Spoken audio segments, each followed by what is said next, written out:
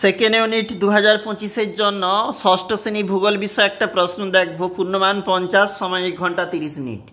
ক্ষুদ্রতম মহাদেশ কোনটি বলেছে, আর এই প্রশ্নগুলির মান কিন্তু 1 নাম্বার করে।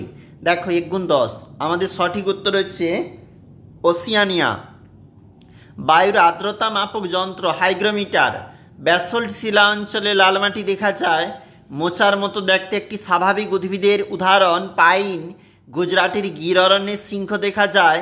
সর্দি কাশি কমানোর জন্য বাসক পাতা ব্যবহার করা হয়। যত উপরে ওঠা যায় বায়ুর চাপ তত কমতে থাকে। মিলেট শস্য ভালো হয় মরু অঞ্চলে। ত্বকের রোগ সারায় কালমেঘ। জলদাপাড়ার অভয়ারণ্য অবস্থিত পশ্চিমবঙ্গে। 1 গুণ 5, বিশ্ব অরণ্য দিবস কবে পালন করা হয়? 22শে মার্চ। অ্যালবেডো বইতে সংজ্ঞা রয়েছে, দেখবে। পৃথিবীর দীর্ঘতম হিমবাহের নাম ল্যাম্বার্ট। পৃথিবীর দীর্ঘতম নদী নীলনদ। ছোটনাগপুর মালভূমিতে কোন মাটি? ল্যাটেরাইট মাটি দেখা যায়। শূন্যস্থান পূরণ। 1 গুণ 5, পৃথিবীর তৃতীয় বৃহত্তম মহাসাগর ভারত। বাতাসের দিক নির্ণয়কারী যন্ত্র বাত পতাকা। 1988 সালে আন্টার্কটিকায় যে গবেষণা কেন্দ্রটি স্থাপিত? উত্তর বেমত্রী।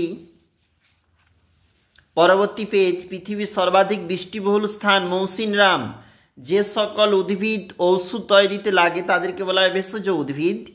আর নিচে এই প্রশ্ন সকল এগুলো রয়েছে কিন্তু 2 নাম্বারের জন্য, এবং পরের যে প্রশ্নগুলো এগুলো রয়েছে 3 নাম্বারের জন্য, এবং নিচের প্রশ্ন 2টা করতে হবে বলেছে, এগুলা হচ্ছে 5 নাম্বার।